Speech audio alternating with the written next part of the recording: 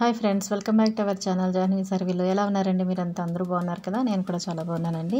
చూడండి, ఇది మా మామిడి మొక్క అనమాట. భలే ఆకులు ఇస్తుందండి ఇది. ప్రతి పండక్కి అసలు ఎక్కడికి వెళ్ళిన అవసరం లేదనమాట. అన్ని గుమ్మాలకి చక్కగా చిన్న చిన్న కొమ్మలు కట్ చేసుకుంటే ఎంత కళగా ఉంటుందో అనమాట ఇల్లంతాని. అలా ఇస్తూనే ఉంటుంది ఆకుల్ని.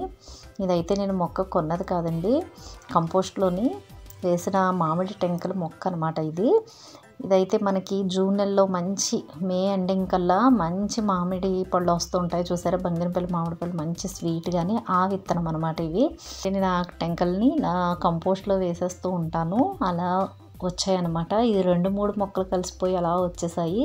సరే, మనకి ఆకులు అన్నవి ఇంపార్టెంట్ కదా అని అలా ఉంచేసానండి. చక్కగా ఒక 2-3 ఇయర్స్ వయసు ఉంటుందండి ఈ మొక్కకి. భలే వస్తుంటుంది మొక్క. అంతకుముందు ఈ మొక్క లేనప్పుడు పండగకి మామిడాకుల కోసం కొంచెం ఇబ్బంది అయ్యేది.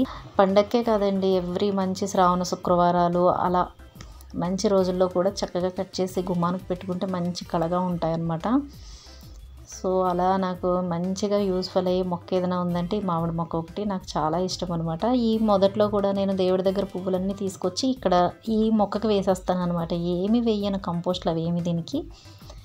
దేవుడి దగ్గర పువ్వులే దీనికి మంచి కంపోస్ట్ అనమాట. అవన్నీ కూడా ఈ మామిడి చెట్టు మొదట్లో వేసేస్తుంటాను. మనకి వ్రతాలు దగ్గర చేసుకున్నవి పత్రి అన్నీ కూడా తీసుకొచ్చి ఈ మామిడి 100 రూపీస్ టబ్లో పెట్టానండి దీనికి మొదట్లో వేసేస్తాను. చక్కగా వస్తూ ఉంటుంది. అలానే ఆకులు కూడా పండగలకి పెట్టుకోవడానికి ఎంత బాగుంటుందో, ఎంత కళగా ఉంటుందో అనమాట ఇల్లంతని. మీరు కూడా ప్రత్యేకించి వేయనవసరం లేదండి. మనకి ఏమీ కాయలు ఏమీ అవసరం లేదు, ఆకులు అయితే ఉంటే చాలు కదా. ఇలాగే వేసుకోండి. ఇదండి వీడియోకి తప్పకుండా లైక్ చేయండి. Thanks for watching.